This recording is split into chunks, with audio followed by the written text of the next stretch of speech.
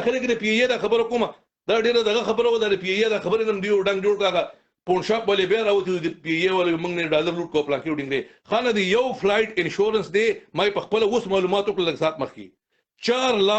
4 लाख ډالر دی یو فلایټ انشورنس دی دغه پریمیم دی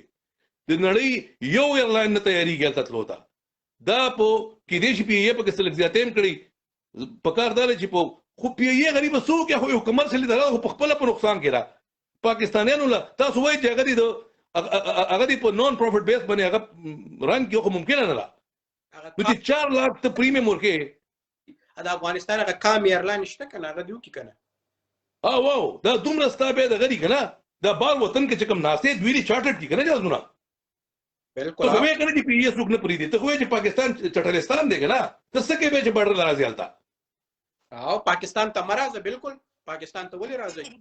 لغه د ژوندون واړي کنه په خبر کې به سریه سکه چې راځي خدان له وګيري ته خو چې پاکستان ځان له وګيري به راشي دلته کنځلم کې نو خبره دا ده چې پی ای مسله دا ده چې هغه وی هغه 3000 یا 2000 چې کوم ټیکټو هغه د انشورنس پیسې نه پوره کیږي یو ایرلاین هغه ته تیار نه دی هغه هم بند کړ چې طالبان